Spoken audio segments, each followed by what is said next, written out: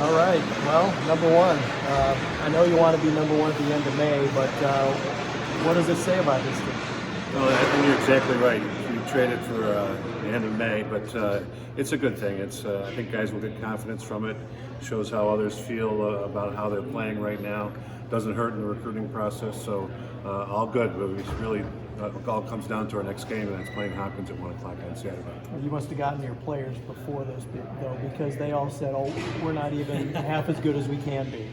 Well, yeah, you can watch the film, and there's definitely room for improvement. It's only about 25% through our season here. A lot of lacrosse left to play, and that's our goal. It's one of the things we talked about in practice. Is let's try to get better today. They can really score more goals. That's what they're saying. The offense could be even better. Yeah, we've. I don't know that we've.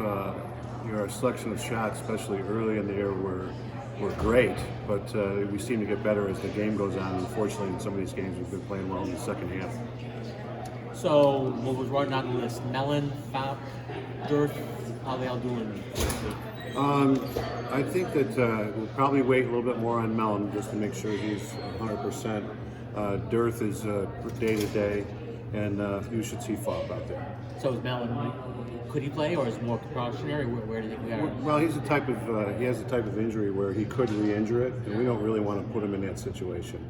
And again, with Kennedy making a nice adjustment down low, we don't really feel that sense of urgency to get him out there. So, my main concern is that he's 100%, so he doesn't re-injure it, and he's good for the rest of the year.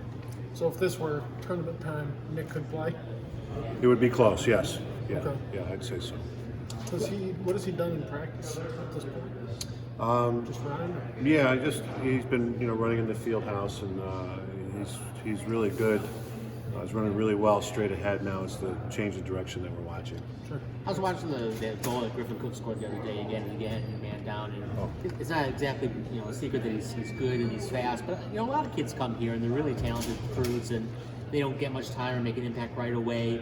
In your experience, maybe particularly with Griffin, what has separated him so that he came here last year, played a lot, and even as a sophomore, boom, there he is. It seems to be something different about him and what he brings to the table. Well, I think he's playing more like he did in high school right now than he did a year ago. I think with a number of, a few seniors on the team and obviously upperclassmen ahead of him in certain spots, I think he kind of waited his time and didn't want to make mistakes. This year, I don't think he's afraid to make a mistake. He's been going right to the goal. He's been dodging. He's been playing, very hard. He's a great rider. So I think he's just playing more like what he's capable of playing. You've got All-Americans that either won't get off the bench or won't get off the bench for 3 years. He, again, right away seems as you're going places. Did that surprise you, or did you kind of sense that this local kid's something special? Well, he was, really highly recruited, and we watched him. I watched him quite a bit over the years, and watched his progression in high school. And Coach Archer really does a great job, especially with the attackman there. So that he's really developed him throughout his years as a high school player. He played other sports, very aggressively, and we knew he was going to be a good one coming out of high school. Is Hopkins what Georgetown used to be in basketball for Syracuse? Is it that kind of a heated rivalry? Yeah, I think going back to when we won our first current day national championship in 1983, it was against Hopkins, and Dave Pietramala was on the field, I think, at the time. No, he wasn't at the time, excuse me. But there were a lot of guys that back in the day when we won our first championship in '83, it was kind of the turning point for Syracuse lacrosse, and it was against Hopkins. And I think Hopkins, they always remembered that day, and since then teams have been in national championships and always competed very highly. What went into the decision to move Brett Kennedy from LSM to Coastal? Well, I think I talked with Coach Rogers in the fall, and we knew there's a potential for players to getting hurt, so we kind of ranked our 1 and 2 and 3 cover guys, and Brett was right up there as far as a cover guy on the at the close defense position also.